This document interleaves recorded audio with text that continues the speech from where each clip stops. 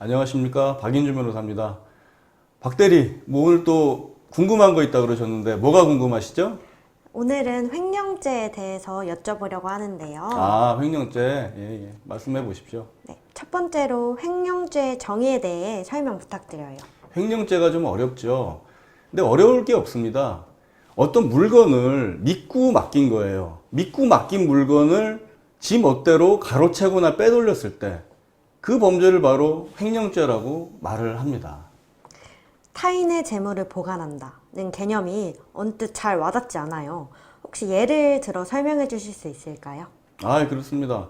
말 그대로 보관이라는 것은 소지를 의미하는 거예요. 점유를 의미하는 겁니다. 근데 믿고 맡긴 물건을 가로채는 건데 예를 들어 보겠습니다. 어떤 사람이 결혼을 해요. 결혼을 하게 되면은 신랑이 자기가 축의금 받고 그러지는 않죠. 친구라든가 친지라든가 야, 이거 좀 축의금 좀 받아 주십시오. 이렇게 부탁을 합니다. 그러면 부탁을 받은 사람이 어떻게 합니까? 신랑 측 내지 뭐 신부 측 거기서 축의금을 받잖아요. 근데 그 축의금은 뭐 한 1,000만 원 받았어. 근데 거기서 한 뭐 2, 300만 원을 몰래 소위 말하는 삥땅 친다 그러죠? 삥땅을 쳤어요. 그러면은 그걸 바로 횡령죄라고 하는 거예요. 그렇게 빼돌리는 거. 자기가 그 돈에 대해서는 사실적으로 지배할 수 있죠? 일단 돈 받았으니까 사실적으로 돈을 갖고 있는 거잖아요. 그러니까 갖고 있는데 그거를 가로챘기 때문에 그것은 횡령이다 라고 이렇게 보시면 됩니다. 그런 의미인 거예요. 사실상 보관한다라는 것이. 또 다른 예를 들어보겠습니다. 뭐 중국집에서 우리가 뭐 중국집에 짜장면 시켜 먹을 때가 많지 않습니까? 근데 이제 음식물을 배달하는 과정에서 배달원이 짜장면을 그냥 먹어버렸어. 그럼 뭐가 되죠? 그 짜장면이 배달원 소유권이 있는 짜장면인가요? 아니죠. 그 음식점의 소유권이 있을 거 아닙니까? 근데 소유권은 음식점에 있는데 배달하는 과정에서 배달 의무가 있잖아요. 배달원은 배달만 하면 되는 것인데 그 배달 의무를 넘어서서 그 짜장면을 소비해 버렸죠. 이런 소비 행위도 횡령에 해당될 수 있다라는 겁니다. 횡령죄의 정의를 살펴보면 절도죄와 유사한 점도 있어 보여요. 절도죄와의 차이는 무엇인가요? 절도죄와의 차이, 결국에는 재산권에 대한 침해라는 점은 절도, 사기, 횡령, 배임 다 같습니다. 다만 이제 그 행위의 모습들이 다른 것이죠. 즉 타인 소유, 타인 점유물을 절취하는 것을 절도라 그러고, 횡령죄는 소유권은 남에게 있어요. 근데 그 사람이 믿고 맡긴 것을 배신하는 거야. 배신해서 그것을 가로채거나 빼돌리거나, 즉 타인 소유 자기 점유물을 횡령한다라는 점, 요 점이 다른 겁니다. 그게 바로 절도죄랑 횡령죄의 차이점이라고 볼 수가 있겠습니다.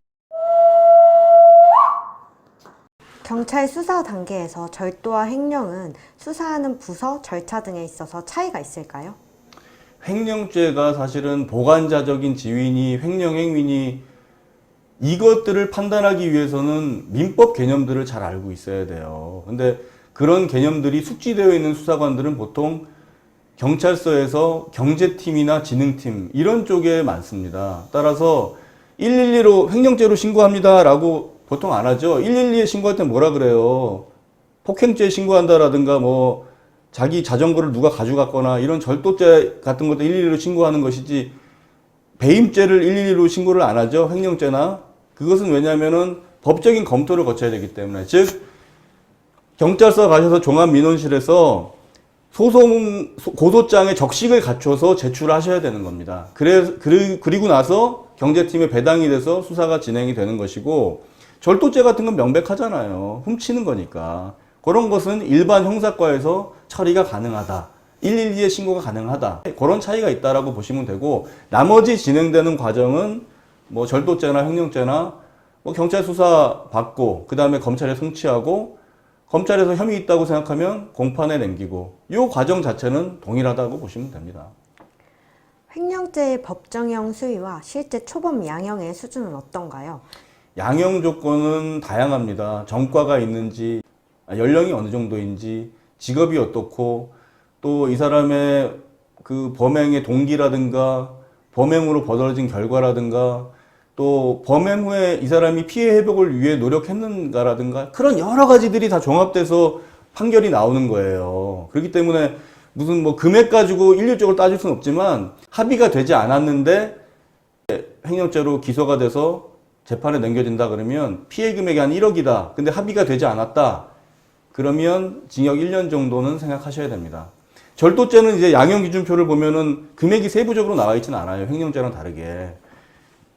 근데 절도죄 같은 경우는 침입 절도였는지 아니면 뭐 공동 절도였는지 흉기를 휴대했는지 뭐 송괴 후 주거 침입을 했는지 이런 행위 태양에 따라서 좀 가중적으로 처벌되는 경우가 있습니다. 그렇게 보시면 되겠습니다. 일부 온라인 공간에선 본인 계좌로 잘못 입금된 돈은 상대 과실이기 때문에 법적으로 돌려줄 의무가 없다는 말이 떠돕니다. 이것을 횡령으로 볼 수 있을까요? 결론부터 말씀드리면 판례에서는 횡령으로 보고 있습니다. 그 이유는 차고 송금된 돈을 인식하는 순간 그 돈을 돌려줘야 될 의무가 있다. 즉 보관적인 지위가 생긴다라고 판례는 의제를 해요. 근데 좀 약간 좀 논리적으로 말이 좀 안 되는 것 같지 않나요? 왜냐하면 차고 송금자가 이 사람한테 그 돈을 믿고 맡긴 게 아닌데 차고 송금자의 실수로 넘어간 건데 따라서 그런 부분에 대해서 이것을 횡령죄로 처벌하는 것은 좀 합리적이지 못하다라는 학계의 비판은 있습니다.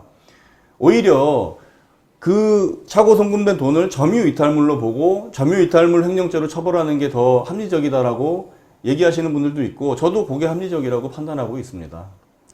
그리고 리스 차량 관련 횡령 범죄도 잦습니다. 리스비를 연체한 상태에서 차를 돌려주지 않거나 차량을 임의로 처분할 경우 횡령이라 하는데 이게 횡령인 이유를 설명 부탁드립니다.